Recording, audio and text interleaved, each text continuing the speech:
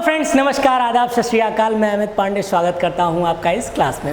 Friends, जैसा आपको पता है कि लास्ट टाइम हम लोग जो है बात कर रहे थे अपने पॉलिटी के टॉपिक्स पे। हमारे कई टॉपिक्स अभी एंड हो चुके हैं। आज हमारे पार्ट्स में कार्यपालिका, यानी कि अगर हम बात करते हैं कि हमारा जो भी पार्ट है 1 बाय 1 हमारा क्या है क्लियर हो रहा है, ठीक है ना। तो अगर हम देखते हैं भारत सरकार के उसमें, तो भारत सरकार किस किस चीज़ में आती है? विधायिका, ठीक है, जो कि लास्ट टाइम हम लोगों ने पूरी टॉपिक को बहुत अच्छे से क्लियर कर दिया है, ठीक है ना। विधायिका होता है, विधायिका के बाद हमारी आती है कार्यपालिका, और कार्यपालिका के बाद हमारी आती है कौन सी? न्यायपालिका। ये तीन हमारे क्या हैं? किसी सरकार के बनने में ये उसकी स्तंभ की भूमिका निभाते हैं। किसकी भूमिका निभाते हैं? स्तंभ। कौन से तीन हैं? कार्यपालिका, व्यवस्थापिका यानी कि आपकी विधायिका, कार्यपालिका और न्यायपालिका, इनको हम व्यवस्थापिका भी बोलते हैं, ठीक है ना। तो हमने क्या किया, इनको एक स्ट्रक्चर में ला दिया है। स्ट्रक्चर से आपको ये फ़ायदा रहेगा कि आपको चीज़ें समझ में आएंगी कि कौन कौन सी चीज़ें हैं, हमने क्या पढ़ लिया है और अभी हमें क्या क्या पढ़ना है, ओके ना। तो यहाँ पे देखते हैं, हम अगर बात करते हैं अपनी विधायिका की, ठीक है ना। अगर हम विधायिका की बात करते हैं तो ये हमारा हमने अभी अभी क्लियर किया है, जिसमें हमने पढ़ा राज्यसभा के बारे में। जो राज्यसभा हमारा आर्टिकल किस में आ जाता है? हमारा 80 में आ जाता है, जबकि लोकसभा हमारा 81 में आ जाता है, ठीक है ना।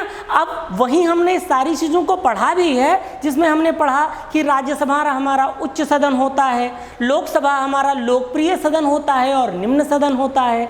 इसी के साथ साथ में हम लोगों ने ये भी जाना है कि कितनी सीटें होती हैं। तो हमने कहा राज्यसभा में मैक्सिमम 250 सीटें हो सकती हैं, लेकिन लोकसभा में हमारी 550 सीटें हो सकती हैं। क्लियर है ना। ये सारी बातें हमारी लास्ट क्लास में हैं। अगर ये आप वीडियो देख रहे हो, इसका मतलब है कि लास्ट क्लास आपने हमारी पहले से कर चुके हैं। अगर आपने पहले नहीं किया है तो लास्ट क्लास को जरूर कर लीजिएगा, अदरवाइज आपको इस क्लास को कनेक्ट करने में प्रॉब्लम हो सकती है। क्लियर है ना। तो हम कंटिन्यू करते हैं। देखिए, आज हमारे पास क्या है, क्योंकि विधायिका हमने कंप्लीट कर लिया था, तो आज हमारे पास पॉइंट आता है कार्यपालिका की, जिसमें हम पढ़ेंगे राष्ट्रपति, उपराष्ट्रपति, प्रधानमंत्री, और इसी के साथ साथ में हम कैग के बारे में जानेंगे, ठीक है, महान्यायवादी के बारे में जानेंगे, और बाकी सारे जितने उसके स्ट्रक्चर में प्रधानमंत्री और बाकी सब आते हैं, हम मंत्रियों के बारे में भी होगा, वो सब हम 1 बाय 1 इसमें पढ़ेंगे। जिसमें हम देखेंगे राष्ट्रपति आर्टिकल 52 से शुरू होता है, जिसमें हम उपराष्ट्रपति करें तो 63 में आ जाता है हमारा, ठीक है। वहीं प्रधानमंत्री हमारा 75 का पार्ट 1 में आ जाता है। लास्ट हमारे पास इसका जो राष्ट्रपति का तीसरा भाग होता है न्यायपालिका। तो न्यायपालिका में हम देखेंगे सबसे पहले हमारे पास आ जाता है उच्चतम न्यायालय यानी 124 में, उसके बाद आता है उच्च न्यायालय 114 में, और लास्ट में हमारे पास आ जाता है जिला न्यायालय, ठीक है ना। ये हमारा एक स्ट्रक्चर है जो आपके सिलेबस में दिया है एज इट इज, ओके ना। तो एज इट इज ये पॉइंट वहाँ पे दिया हुआ है। हम उसी आधार पे 1 बाय 1 आपको सारी चीज़ों को क्लियर कराएंगे, ठीक है ना। तो स्टार्ट करते हैं। हमारा क्या है? कार्यपालिका। कार्यपालिका से हम अपने स्टार्ट करेंगे, ओके। तो कार्यपालिका में देख लीजिए आपके पास में क्या क्या चीज़ें आती हैं। कार्यपालिका में आपको मिलता है राष्ट्रपति, मैंने बताया राष्ट्रपति आता है, और कौन से हैं? उपराष्ट्रपति आते हैं। यानी पहले हमारे पास कौन आ गया? राष्ट्रपति। यानी आर्टिकल 52 में बताया गया है कि राष्ट्रपति के बारे में कार्यपालिका में, और कार्यपालिका में आते हैं उपराष्ट्रपति यानी आर्टिकल 63 में। फिर हमारे पास आता है उनका मंत्रिपरिषद यानी कि 74 में आता है। फिर आता है हमारा महान्यायवादी आर्टिकल 76 में, और फिर आता है हमारा कैग।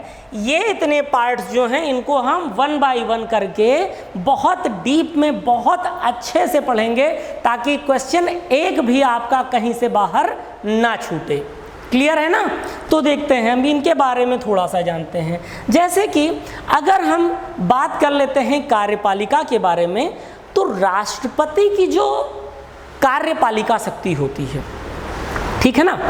राष्ट्रपति जो है वो संघीय कार्यपालिका का प्रमुख माना जाता है। कहा जाता है कि हमारा जो राष्ट्रपति है वो ब्रिटेन के किंग के समान माना गया है, ठीक है ना।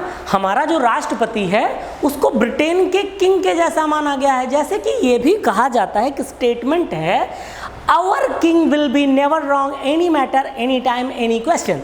दैट्स मीन हमारा राजा कभी गलत नहीं होता है किसी भी पार्ट में, किसी भी समय में, किसी भी वाद विवाद में। क्लियर है ना। वैसे ही अपने यहाँ राष्ट्रपति को भी कहा जाता है, our president will be never wrong any time any matter any question. That's mean हमारा राष्ट्रपति भी कभी गलत नहीं होता किसी भी टाइम, किसी भी क्वेश्चन, किसी भी वाद विवाद में।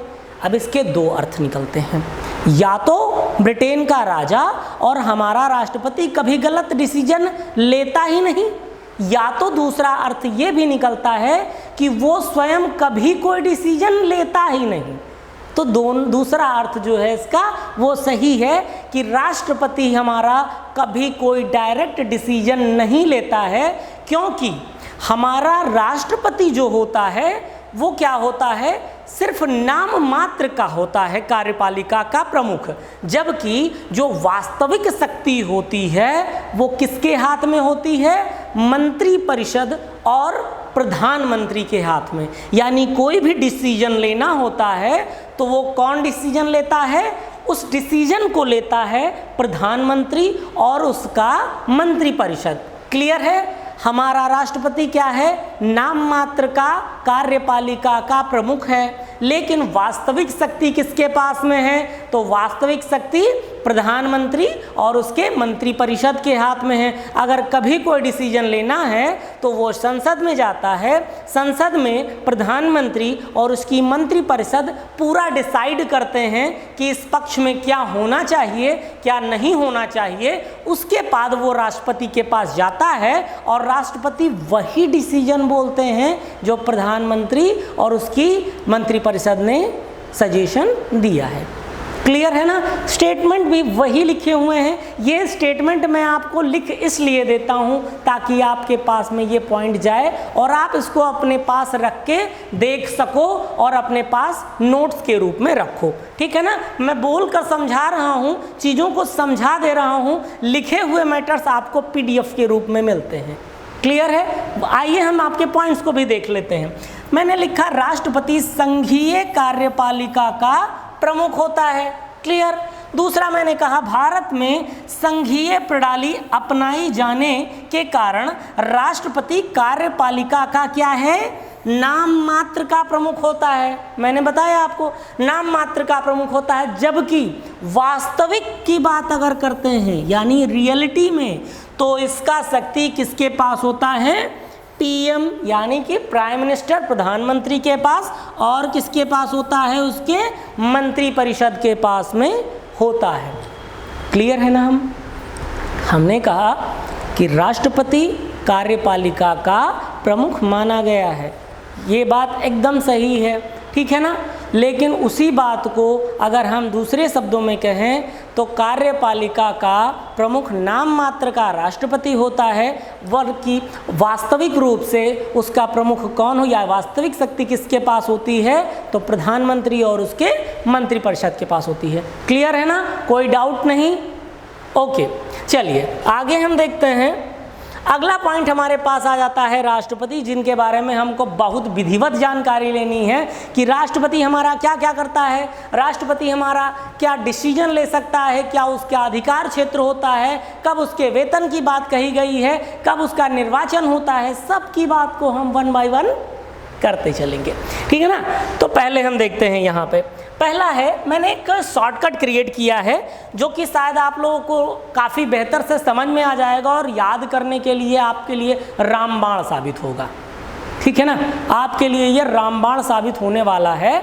तो हम देखते हैं इनके बारे में। यहाँ से देखिए, मैंने कहा राष्ट्र की नींव रीति पद पर 8 शर्तों और शपथ पर भी है। ये लाइन आप याद कर लो, जान लो, राष्ट्रपति के सारे आर्टिकल्स आपके दिमाग में बैठ गए, ठीक है ना, बिल्कुल दिमाग में बैठ जाएंगे, कोई शंका नहीं, कोई डाउट नहीं रखना है। कैसे, ये भी जानो, ये जो दिख रहा है ना, ये कोई श्लोक नहीं है, ये एक शॉर्टकट है। आप इस शॉर्टकट को देखोगे तो एक एक वर्ड पे आपको एक एक आर्टिकल दिखेगा। जैसे मैंने कहा राष्ट्र की नींव रीति पद पर 8 शर्तों और शपथ पर भी है। राष्ट्र से हो जाता है आर्टिकल 52, कौन है? राष्ट्रपति, जिसमें कहा गया है कि भारत का एक राष्ट्रपति होगा। किस आर्टिकल में कहा गया है? आर्टिकल 52 में कहा गया है, ठीक है ना। आर्टिकल 52 में कहा गया है भारत का एक राष्ट्रपति होगा। राष्ट्र की से हो जाएगा कौन सा? कार्यपालिका की शक्ति, किसमें है? आर्टिकल 53 में। आर्टिकल 53 कहता है कि कार्यपालिका की शक्ति राष्ट्रपति में निहित होगी, यानी कि कार्यपालिका की शक्ति किसमें निहित होगी? राष्ट्रपति में निहित होगी। फिर है नींव, नींव से हो जाता है आपका निर्वाचन, यानी कि आर्टिकल 54 कहता है कि राष्ट्रपति का निर्वाचन आर्टिकल 54 के तहत होगा। ठीक है, इसके बारे में भी आपको डिटेल में पता चलेगा, सारी बातें आपकी होंगी, लेकिन आपके सारे आर्टिकल याद करने के लिए यही जगह पे आपको सारी चीज़ें मिल जाएंगी, ठीक है ना। तो अगला हम देखते हैं रीति। रीति होता है आर्टिकल 55। आर्टिकल 55 कहता है कि राष्ट्रपति के निर्वाचन के लिए क्या प्रक्रिया होगी, किस प्रोसेस के थ्रू हम राष्ट्रपति का निर्वाचन करेंगे। तो ये बताता है आपको आर्टिकल कौन सा? 54। आर्टिकल 55 हमें कहता है कि किसी राष्ट्रपति या भारत के राष्ट्रपति को चुनने के लिए एक प्रोसेस होती है, उसके निर्वाचन के लिए एक प्रोसेस होती है जिसके थ्रू हम क्या कर सकते हैं? राष्ट्रपति का निर्वाचन करेंगे, ठीक है ना। तो यहाँ पे आप ध्यान करो। अब अगला हो जाता है पद। पद से हो जाता है हमारा पदावधि, यानी आर्टिकल 56 हमसे कहता है कि राष्ट्रपति की पद की अवधि कितने वर्ष होगी, यानी उसके कार्यकाल के बारे में आर्टिकल 56 बता रहा है। फिर बात आती है हमारे पास में पर से हो जाता है हमारा पुनर्निर्वाचन, यानी आर्टिकल 57 हमसे कहता है कि एक राष्ट्रपति चुनने के बाद में उसकी अवधि 5 वर्ष पूरी हो जाने के बाद वह पुनः चुनाव लड़ सकता है, ठीक। अगर दूसरी बार जीतने के बाद उसका पद का समाप्त हो जाता है, उसके बाद फिर भी वो लड़ सकता है, अर्थात कि उसकी पद की अवधि समाप्त होने के बाद भी वो जितनी बार चाहे उतनी बार वो राष्ट्रपति का चुनाव लड़ सकता है, जबकि बाकी देशों में ऐसा नहीं है। अमेरिका में आप देखिए 4-4 वर्षों के 2 बार राष्ट्रपति पद बनने के बाद में उनको चुनने का अधिकार नहीं होता है, यानी चुनाव लड़ने का अधिकार नहीं मिलता है, जबकि हमारे के यहाँ ऐसा नहीं है। हमारे यहाँ जितनी बार लड़ते जाओ भैया, जब तक तुम्हारी एज है तब तक लड़ते जाओ, ठीक है ना। यही काम प्रधानमंत्री का है, वहाँ पे कोई ऐसी समय सीमा नहीं दी गई है कि उसके बाद आप क्या रिटायरमेंट ले लो, अपनी मर्जी से आप रिटायरमेंट लोगे। बाकी हर जगह पे समय सीमा कह दिया, कहा गया आप शिक्षक बनने जा रहे हो भाई, आप क्या करोगे, 60 वर्ष हो गए, चलो भाई निकल लो, हो गए, तुम वृद्धावस्था को प्राप्त हो गए। पर वही अगर एक प्रधानमंत्री होता है 65 साल का हो गया, नहीं भाई अभी तो आप हैं, वरना तो पता चलता है कि आजकल एक से एक नेता बने हैं, वो पता चलता है युवा भी हैं। 50 साल का नेता हो जाता है फिर भी वो युवा ही होता है, 55 साल का नेता हो जाता है फिर भी वो युवा ही होता है, बाकी आप समझदार हैं, ठीक है ना। तो हम यहाँ पे अगला देख रहे हैं 58 की बात करते हैं। तो आर्टिकल 58 यानी 8 से हमारा अर्थ है अहर्ता से, ठीक है, कि अहर्ता में हम बात करते हैं कि किसी राष्ट्रपति की क्या अहर्ता होगी, उसकी क्या योग्यताएं होंगी, उनके बारे में हम आर्टिकल 58 में बात करते हैं। उसके बाद आता है आर्टिकल 59। आर्टिकल 59 बताता है किसी राष्ट्रपति पद के बनने के लिए क्या शर्तें होनी चाहिए, किन शर्तों को पालन करने वाला व्यक्ति राष्ट्रपति बनने के योग्य होगा, ठीक है ना। ये कौन बताता है, हमारा 59। अब उसके बाद में आ जाता है शपथ। शपथ हमारा हो जाता है आर्टिकल 60 यानी 60 में। शपथ में बताया गया है कि राष्ट्रपति का शपथ कौन दिलाता है, यानी मुख्य न्यायाधीश कराएगा। किसका?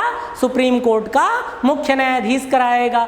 ये बात आपको आर्टिकल 60 में बताया जाता है। आपको शपथ के बारे में भी डिटेल से बताया जाए, यहाँ सिर्फ आपको आर्टिकल्स रटाने के लिए किया जा रहा है। आप याद कर लो, दिमाग में बैठ जाए, एकदम प्रिंट छप जाए किसी भी तरीके से, यही हमारा उद्देश्य है। ये एक शॉर्टकट क्रिएट है, इनको अभी दिमाग में छाप लो, कापियों में लिख लो कि दिमाग से उतरे नहीं। 52 से लेके और 61 तक के आपको यहीं पे याद हो जाएगा, ठीक है ना। फिर हम देखते हैं 60 के बाद में लास्ट में आता है भी, यानी 61। यहाँ होता है महाभियोग कि राष्ट्रपति को अगर पद से हटाना है तो महाभियोग की प्रक्रिया लगा के, यानी कि संविधान का उल्लंघन करने का आरोप लगा के हम उनको क्या करते हैं, पद से हटा सकते हैं। लेकिन पद से हटाने के लिए भी एक प्रोसेस होती है जिसको महाभियोग की प्रक्रिया कहा जाता है। क्लियर है ना। तो यहाँ पे भी आप देखेंगे कि ये सारी प्रोसेस और हर एक आर्टिकल्स आपको 1 बाय 1 बताए जाएंगे, ठीक है ना। यहाँ पे आपको 1 बाय 1 सारे आर्टिकल्स के बारे में बताया जाता है, ठीक है। यहाँ पे आपको 1 बाय 1 सारे आर्टिकल्स के बारे में चीज़ें भी लेंगी और 1 बाय 1 कंप्लीट डिस्कशन आपको मिल जाएगा, ठीक है ना। तो यहाँ पे हम देखते हैं सबसे पहले हम देखते हैं कि आर्टिकल 52, ठीक है ना। आर्टिकल 52 हमसे कहता है कि भारत का एक राष्ट्रपति होगा। मैंने आपको पहले भी बताया हुआ है कि 52 जो होता है वो क्या बताता है कि भारत का एक राष्ट्रपति होगा। क्लियर है ना, भारत का एक राष्ट्रपति होगा। ये कौन बताता है? आर्टिकल 52 बताता है। फिर एक बात ये भी बताता है कि राष्ट्रपति देश का प्रथम नागरिक होगा। जो राष्ट्रपति होता है उसको फर्स्ट पर्सन ऑफ इंडिया कहा जाता है। राष्ट्रपति को फर्स्ट पर्सन ऑफ इंडिया कहा जाता है, ठीक है ना। अगर हम यही बात को देखते हैं कि भारत का राष्ट्रपति फर्स्ट पर्सन ऑफ इंडिया हो गया, तो फर्स्ट लेडी ऑफ इंडिया किसे कहते हैं? तो फर्स्ट लेडी ऑफ इंडिया हम कहते हैं राष्ट्रपति की धर्मपत्नी को।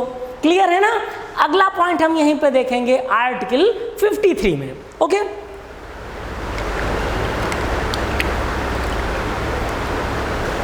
ओके, सॉरी, आगे यहीं से आप देखते हैं, हमने कह दिया कि आपका 52 तो हो गया कि भारत का राष्ट्रपति होगा। ये किस आर्टिकल में बताया गया है? आर्टिकल 52 में। वहीं ये बताया जाता है कि फर्स्ट पर्सन ऑफ इंडिया बताया जाता है किसको? भारत के राष्ट्रपति को। जबकि आर्टिकल 53 हमसे कहता है संघ की कार्यपालिका शक्ति किस में निहित होगी? राष्ट्रपति में निहित होगी। ये सारे पॉइंट्स मैं आपको बता चुका हूँ। मैंने पहले ही कहा स्ट्रक्चर आप समझ गए तो फिर आपको ये सब पढ़ने की ज़रूरत ही नहीं पड़ेगी। लेकिन मेरा काम है आपको वहाँ समझाना। अगर मान लो आपको नहीं समझ में आया तो मेरे पास में प्लान बी है, प्लान बी आपके पास में है। यहाँ आप एक बार समझ लो तो स्ट्रक्चर को फिर से देखना, फिर से आपको समझ में आएगा ही आएगा, ये मेरा वादा है। फिर भी अगर नहीं समझ में आता है तो इसमें मेरी फॉल्ट नहीं है। क्लियर है ना। तब ये फॉल्ट आपकी तरफ से होगी, आपको समझना पड़ेगा कि मेरी कहाँ गलती हो रही है, ठीक है ना। तो संघ की कार्यपालिका शक्ति राष्ट्रपति में निहित होगी। राष्ट्रपति जो होगा वो स्वयं या अपने अधीनस्थ के अधिकारियों से के द्वारा क्या करेगा? इसका प्रयोग करेगा। यानी संघ की कार्यपालिका शक्ति राष्ट्रपति में निहित होती है, या तो वो स्वयं उस कार्य को करेगा या अपने अधीनस्थ अधिकारियों के द्वारा उस कार्य को करवाएगा, ठीक है ना। नेक्स्ट हम देखते हैं राष्ट्रपति संसद का अभिन्न अंग होता है। जैसे मैंने आपसे पहले ही कहा, संसद किस किस से बनता है? पहला राष्ट्रपति, ठीक, लोकसभा और राज्यसभा, इन तीनों से मिलके हमारा क्या बनता है? पूरा एक संसद बनता है। लेकिन हमारा राष्ट्रपति ना लोकसभा में बैठता है ना राज्यसभा में बैठता है, ठीक है ना। लेकिन फिर भी वो उसका अंग माना जाता है, ठीक है ना। नेक्स्ट हम देखते हैं और राष्ट्रपति के हस्ताक्षर के बिना कोई भी कार्य नहीं हो सकता। मैंने आपसे पहले ही कहा है, राष्ट्रपति कार्यपालिका का प्रमुख माना जाता है, हस्ताक्षर उसके बिना कोई कार्य नहीं होंगे। लेकिन जो डिसीजन मेकर होता है वो कौन होता है? मंत्रिपरिषद और प्रधानमंत्री होते हैं, या फिर संसद होती है। क्लियर है ना? चलिए आगे हम बात कर लेते हैं, योग्यता की बात करते हैं। अगर योग्यता की बात करते हैं तो यहाँ पर याद रखिए कि योग्यता में आ जाता है, योग्यता में आता है इसका कि पहला आता है, पहली बात तो आप याद रखिए कि राष्ट्रपति की योग्यता जो है, ठीक है, राष्ट्रपति की योग्यता वो किस में आ जाती है? राष्ट्रपति की योग्यता किस में हो जाती है? तो वो हो जाता है आर्टिकल 58 में। राष्ट्रपति की योग्यता किस में होती है? आर्टिकल 58 में हो जाती है। चलिए आगे देख लेते हैं। राष्ट्रपति की योग्यता तो हमारी 58 में हो गई, ठीक है। अब उसके बाद में हम देखते हैं कि क्या क्या योग्यताएं उनकी होनी चाहिए। तो पहले हमारे पास आता है कि वो क्या हो? भारत का नागरिक होना चाहिए। बिना भारत के नागरिक को राष्ट्रपति बनाया ही नहीं जाता है, ठीक है ना। तो पहला तो क्या हो गया? भारत का नागरिक होना चाहिए। नेक्स्ट आ जाता है वह किसी लाभ के पद पर ना हो। याद रखिए, लाभ का ये जो पद है वो किसी संविधान के किसी आर्टिकल में वर्णित नहीं किया गया है, लेकिन आर्टिकल 108 पे क्या किया गया है, वहाँ पर इसके बारे में विश्लेषण दिया जाता है, ठीक है ना। लेकिन वहाँ इसके बारे में वर्णन नहीं है, सिर्फ विश्लेषण की बात की जाती है, ठीक है ना। तो आगे हम देखते हैं, यहाँ पर फिर देखते हैं, भारत का नागरिक हो, वह लाभ के पद पर ना हो, लोकसभा का सदस्य बनने की योग्यता रखता हो, यानी एक लोकसभा के सदस्य बनने की जो योग्यता है वो होनी चाहिए। फिर क्या है? उसकी आयु 35 ईयर पूरी हो चुकी हो, ठीक है ना। ये आपके क्या हैं? उसके योग्यता हैं। अब उसके बाद में आ जाता है जो लाभ का पद मैंने अभी अभी आपसे बताया है, लाभ का पद, वो लाभ का पद क्या क्या नहीं हो सकता है। अगर कोई राष्ट्रपति है तो वो लाभ का पद नहीं माना जाता, कोई उपराष्ट्रपति है तो भी वो लाभ का पद नहीं माना जाएगा, किसी राज्य का राज्यपाल है तो भी वो मतलब लाभ का पद नहीं माना जाता है, या फिर किसी संघ का मंत्रिपरिषद का सदस्य है, ठीक है, तो भी वो लाभ का पद नहीं माना जाएगा। अगर वो कोई सरकारी कर्मचारी है तो फिर हम उसको लाभ के पद को मानेंगे, अन्यथा हम उसको लाभ का पद नहीं मानेंगे। क्लियर है? समझ में आ रही है बात को? हमने क्या यहाँ पे लिया? योग्यता लिया है, और योग्यता के बारे में हमने ये पूरी जानकारी 1 बाय 1 आपको क्लियर किया, ठीक है ना। नेक्स्ट हम देखते हैं अगला पॉइंट, हम यहाँ पे जानते हैं कि अगला पॉइंट हमारा क्या है। अगला हमारे पास आता है निर्वाचन, ठीक है ना। निर्वाचन यानी कि चुनाव। एक राष्ट्रपति के चुनाव के लिए क्या क्या करना होता है वो आपको यहाँ पे विधिवत जानकारी मिलेगी, ठीक है ना। सबसे पहले आता है कि निर्वाचन किस आर्टिकल में है। तो देखिए मैंने दोनों को एक में कर दिया है, निर्वाचन, ठीक है ना। निर्वाचन और निर्वाचन की जो रीति है उनको दोनों को एक में कर दिया है, ठीक है ना। तो यहाँ से भी आपको बेहतर समझ में आएगा, ठीक है। मैं 1 बाय 1 आपको अच्छे से क्लियर कराऊंगा। पहली बात आप याद रखो कि राष्ट्रपति का आपसे क्वेश्चन आता है कि कैसे उनका निर्वाचन होता है, तो अप्रत्यक्ष रूप से होता है।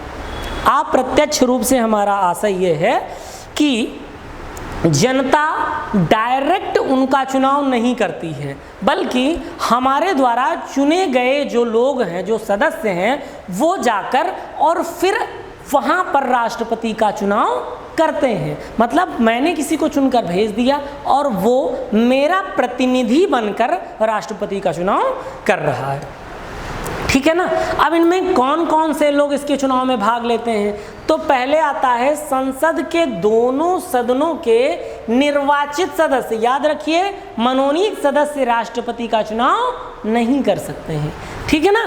फिर आता है राज्यों के विधान सभाओं के निर्वाचित सदस्य, जो राज्य की विधान सभाएं हैं उसमें भी जो निर्वाचित सदस्य हैं, मनोनीत नहीं, निर्वाचित सदस्य ही इसमें राष्ट्रपति में भाग ले सकते हैं।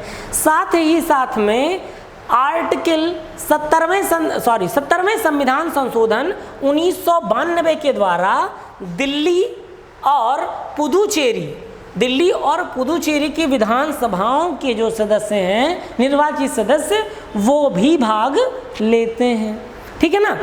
ये तो हो गया कौन कौन से भाग ले सकते हैं, कैसे निर्वाचन होगा, कैसी प्रक्रिया होगी, वो आपको आर्टिकल 55 में आपको डिटेल से मिलेगा। यानी आर्टिकल 55 आपको बताता है निर्वाचन की रीति। तो इनके बारे में हम जानेंगे। इनका चुनाव जो होता है अनुपातिक प्रतिनिधित्व एकल संक्रमणीय मत प्रणाली के द्वारा होता है। ठीक है, कैसे होता है? अनुपातिक प्रतिनिधित्व एकल संक्रमणीय मत प्रणाली के द्वारा होता है। अच्छा, ये क्या होता है? मैंने लिख दिया, काम खत्म। पर क्या यहाँ से काम खत्म हो जाएगा ना? नहीं होगा ना। यहाँ से भी आपको ये सारी चीज़ें जानकारी लेनी होगी कि क्या होता है, कैसे हम इनको जानकारी ले सकते हैं। ठीक है ना। तो यहाँ भी आप चीज़ों को समझने की कोशिश करो।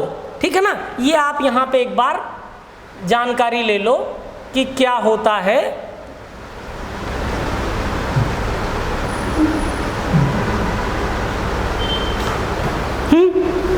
यहाँ पे छोटा करके आपको हम बाकी चीज़ें यहीं एक्सप्लेन किए दे रहे हैं, तो वो आपको बेहतर समझ में आ जाएगा। मान लीजिए मैंने आपसे कह दिया कि एकल संक्रमणीय मत प्रणाली के बारे में आपको पता होना चाहिए। अब एकल संक्रमणीय मत प्रणाली क्या होती है तो उसको आप जानो। मान लीजिए अगर कोई पर्सन है ए, दूसरा पर्सन है बी, तीसरा पर्सन है सी, तीन लोग राष्ट्रपति के चुनाव के लिए खड़े होते हो। ठीक है, तीन व्यक्ति राष्ट्रपति के चुनाव के लिए खड़े होते हैं। अब जो भी सदस्य आते हैं वो पहुंचते हैं और तीनों लोगों को वोट देना है। ऐसा नहीं है कि आप किसी को छोड़ सकते हो, आप तीनों लोगों को वोट दो। मान लो कोई एक सदस्य गया, उसने कहा मेरी पहली पसंद ए है, दूसरी पसंद बी है, तीसरी पसंद सी है, तो तीनों को तो वोट मिल गया ना। अब उसके बाद में आता है कि इन सदस्यों को वोट मिल जाने के बाद में फिर से दूसरा सदस्य कोई आता है, उसने कहा नहीं मेरी पहली पसंद ए नहीं है, मेरी पहली पसंद क्या है, बी है, दूसरी पसंद ए है, तीसरी पसंद मेरा क्या है, सी है। ठीक है ना। अब इस तरह से जब लगातार चला, फिर कोई आता है, फिर कहता है मेरी पहली पसंद ए है, दूसरी पसंद बी है, तीसरी पसंद सी है। इस तरह से जब लगातार चलता चला आया तो हम क्या करते हैं, अब मेरे पास में ऐसी गणना हो गई तो हम क्या करेंगे, एकल संक्रमणीय मत प्रणाली के द्वारा अब हम कम करना शुरू करेंगे। कैसे? देखेंगे जो सबसे लास्ट आ रहा है उसके मतों को काट कर उसी रेशियो में दोनों में बांट दें। कैसे बांटेंगे? अब मान लो ये सी है तो सी के हम मतों को क्या करेंगे, काट के और उसी में बांट देंगे, जिसमें हमने क्या कहा कि पहले में ये मान रहे हैं, पहले में दूसरे को एक मान रहे हैं। तो इस अनुसार मान लो कि इनके पास में 9 हुए तो 9 मतों को हम दोनों में अगर बांटते हैं तो उसी रेशियो में 1:2 है यहाँ पे। ठीक है ना। तो उसी रेशियो में हम इन लोगों को बांट देंगे। सपोज कर लो 9 हुआ, मैंने 5-4 कर लिया, अगर जो 4-3 कर लिया तो भी हमारे पास क्या आता है कि जैसे मान लीजिए इनके पास में और बढ़ता है। ठीक, और मान लीजिए मैं कर देता हूँ, यहाँ पर फिर से आता है 1 2 3 हो जाता है। तो अब क्या हो गया, यहाँ पे 3 12 हो गया। ठीक है ना, 12 हो गए। इनको रेशियो में 1:2 में करना जाना है तो क्या होगा, कितने पे आएगा, 3 चौक 12, यानी 4 में अगर कर देंगे तो 4 एकम 4, 4 दूनी 8। ठीक है ना। तो यहाँ पर 1 आ जाएगा, यानी 1 पर 8 पर इधर चला गया। ठीक है, और यहाँ पर कितना आ जाएगा, 4 आ गया।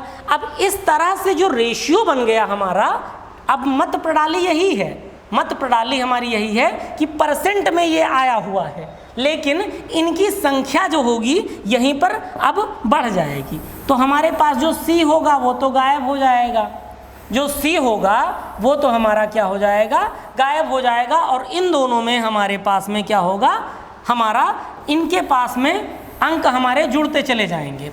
तो लास्ट में हमारे पास में क्या रह जाएगा कि सिर्फ A और B बचेंगे, जिसमें से हम जिस रेशियो में इनका बटा हुआ है उसी रेशियो में हम आ जाएंगे। यानी पहली पसंद कौन है, पहली पसंद हमारा A था, तो हम पहली पसंद को हम ज़्यादा मत दे देंगे और उसी अनुसार में हम 2 को कम मत देंगे। ये 1-2 का रेशियो यहाँ पर दिख रहा है, बदलने पर ये 2-1 का रेशियो बन जाता है। तो पहली पसंद हमारी A हो जाएगी, दूसरी पसंद B हो जाएगी, अंततः जीत किसकी हो जाती है, A की हो जाती है। तो इस तरह से ये एकल संक्रमणीय मत प्रणाली होती है कि नीचे से जो सबसे कम है उसके अंकों को हम बराबर ऊपर वालों में डिस्ट्रीब्यूट कर देंगे, उसके बाद देखेंगे जो लास्ट वाला है उसके मतों को सब में बराबर डिस्ट्रीब्यूट कर देंगे। अंततः हम देखेंगे कि लास्ट में जब 2 लोग बचते हैं उनमें से दोनों के मतों में से किसके ज़्यादा हैं, तो हम जिसके ज़्यादा मत होते हैं उसको राष्ट्रपति घोषित कर देते हैं। क्लियर है ना। चलिए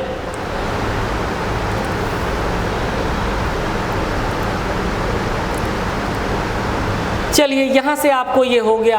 अब इसी के साथ साथ ये भी आप जानो कि जब हमारे पास किसी राष्ट्रपति का निर्वाचन के लिए पेश करना होता है तो उनके लिए कम से कम 50 अनुमोदक चाहिए, यानी अनुमोदन करने के लिए 50 लोग चाहिए और प्रस्ताव देने के लिए भी कितने चाहिए, 50 लोग होने अनिवार्य है। ये डायरेक्ट क्वेश्चन आप में आता है, किसी राष्ट्रपति के चुनाव में कितने अनुमोदक और कितने प्रस्तावक होने चाहिए।